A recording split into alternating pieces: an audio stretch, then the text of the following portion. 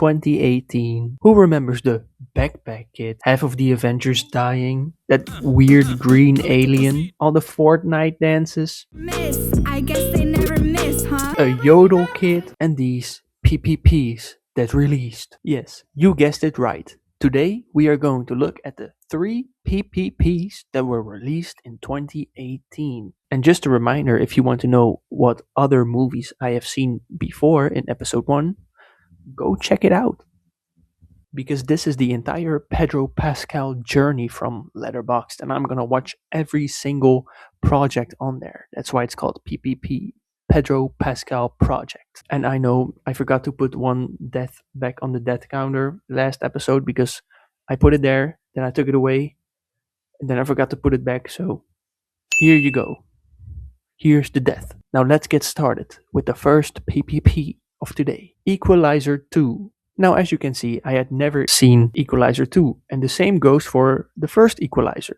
So before I wanted to watch the Sequelizer, I had to watch the first one, and I really liked it. These are good movies, and Denzel is definitely the highlight of the movie. And I love the part where he just sees the good in people that are not having a good time or whatever they're going through, and that's really inspiring. Letterboxd says Robert McCall, who serves in unflinching justice for the exploited and oppressed, embarks on a relentless, globe-trotting quest for vengeance when his former partner is murdered. I gotta say, I didn't even recognize Denzel Washington in the beginning of the movie on the train, so fooled me.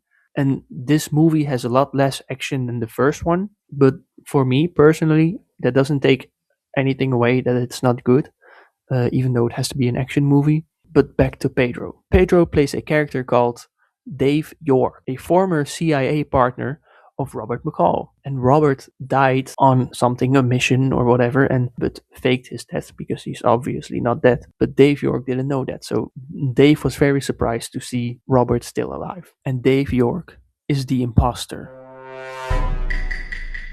He killed the close friend of Robert McCall because he became a mercenary assassin. In the beginning, I did feel somewhere deep down that Pedro was gonna be the bad guy or did something wrong because that was just the era he was in at that time, I think. But it did surprise me when we saw him with his family. You know, because they did the same thing with Agent Whiskey. He also appeared to be the villain. Now, Dave York as a character didn't matter to me as much in the beginning, but I'm glad that his role got larger as the movie went on, because I first cared more about Denzel than Pedro, and that's not who we're here for. But when he turned out to be a villain, I liked him way more, which is maybe not a good thing. But the moment that you see Dave with his family and that they might be threatened, and the doorbell rings and there's a guy outside, and you think like, oh no, because it's not been revealed that he's the bad guy in all of this. So you're worrying. And then Robert McCall walks in and he has a conversation with Dave York, and they're talking about the bad guy and that they had a phone. And the moment when he calls the number that the bad guy's phone was calling with and Dave York's phone rings, just the look on his face is like amazing. It all switched from there, and that was really cool. That was the most iconic to me. The second most iconic from Dave York is just with the end battle when they're at that small town and the storm is just there and he's on the roof just sniping everybody. Well, not everybody. He tries to snipe Robert McCall. It doesn't work, but it's very epic, and I like that. And every kill that Robert does, it's very brutal. Well, every kill in this movie is brutal. I like that. I like that. They didn't hold back with the action when the action was there. Other than that, the beginning took very long for Dave York, so he's a good character at the end. Well, he's not a good character, but he's a character I like at the end, but it takes a while for him to get there. So I will keep that in mind in the ranking. And he does die, so I'm gonna give the movie 4 stars. It will be on the number 2 spot in the ranking. And the ranking in this list means how much I like the character and impact he had in the movie. And the amount of stars I give it will be for what I actually think of the movie itself. So keep that in mind, that the list is for the character specifically and the stars are for the movie in general. Oh yeah, and I have to draw something on the wall It's kind of small to see actually. But we do this for every PPP we watch. I think for Dave York, we're gonna do a sniper. Now let's go to the next project, which is Hope, which is 3 minutes long. Not even actually. Yeah, what can I say about this? Well, it came out in 2018 and it's directed by Michael. That's two Michaels. It stars Pedro and only Pedro. Well, also this guy in the corner. It was made for Style Magazine Italy. We see Pedro do a bunch of things like walking, sitting, standing, and leaning. Then he tries to call somebody. Then he sleeps on his bed while he sits up like this. Then he opens the door like 5 times, but each time in a different outfit. And he looks disappointed when he sees that it's just us. Like, what did I do? What did I do? He did it like this.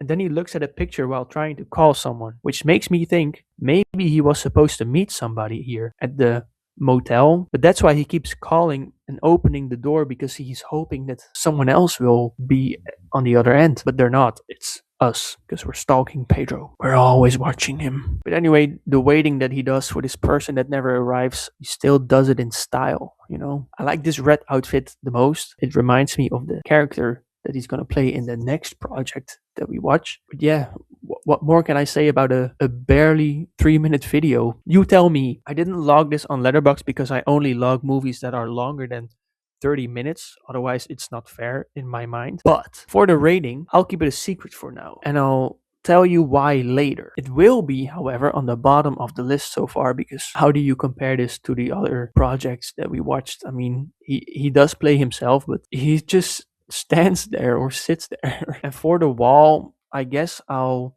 draw a phone because he keeps calling someone. Now I know that was a quick little movie. I think it's more of an ad that we watched. So let's go to the next one, which is If Beale Street Could Talk. If Beale Street Could Talk is set in early 1970s following a young couple, Tish and Fawny, who have known each other their whole life and are starting their future together until Fawny gets framed and arrested for a crime and now has to spend a long time in prison while his family tries to help him get out. If Beale Street Could Talk was released in 2018 and is directed by Barry Jenkins, who you could know from Moonlight and Mufasa.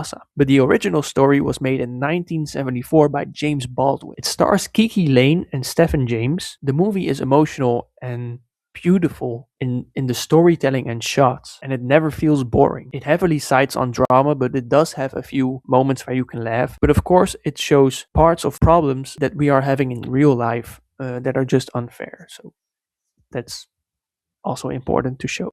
There are some scenes that are not well made for me, I guess.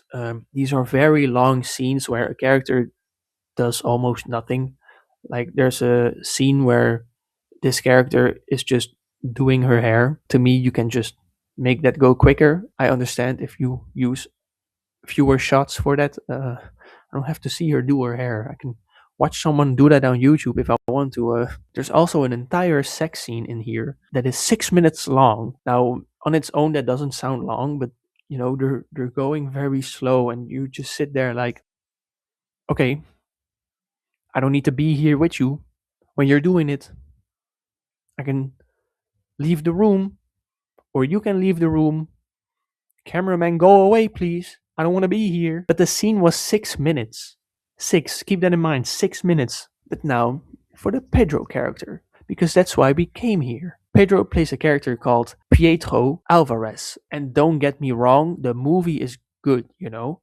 But you have to wait 1 hour and 25 minutes until he appears. And if that's not the worst, he is only in it for 3 minutes. That's like watching Hope. The sex scene is longer than Pedro's scene. That's not fair. It's not fair. Honestly, halfway through watching the movie, I forgot that he was still gonna appear. Um, so when he came, I was like, oh yeah, I was watching this for Pedro. Now, Pedro plays a character called Pietro Alvarez, which I already said, but he's the partner of Mrs. Rogers, the woman who got, he tells Sharon Rivers, the mother-in-law of Fawny, to go away and leave them alone while he just smokes. I really can't say much else about this character because, like I said, 3 minutes of screen time can do a lot with that. And it's not like I can't tell much about him because it would be a spoiler, because we don't care about spoilers. I just can't tell much about it because he's not there. So the movie itself gets 4 stars from me. But as for a Pedro character and iconicness, I'm depending. Does this end up at the bottom or does Hope? Because in Hope, he doesn't just sit still, he also sleeps while sitting. Pietro didn't do that. So I think I'm putting it at the bottom. But then as the movie itself, like I said, 4 stars because the movie itself was really good. And I think it's only fair to do the same with Hope, to give it 4 stars, since I also gave 4 stars to The Equalizer 2. So, that way Hope doesn't outshine anything, because I really don't know what to make of that. It's also very hard to pick what I would draw on the wall. So if you guys have seen the movie, If Beale Street Could Talk, maybe you could let me know what I should put on the wall, and then I will do that. So let me know. Also, you can tell me which of these movies you like the most, and if you have even seen them, and what do you want me to watch next. There are still a lot to choose from, and we will go over them all. So I hope I will see you all again next time.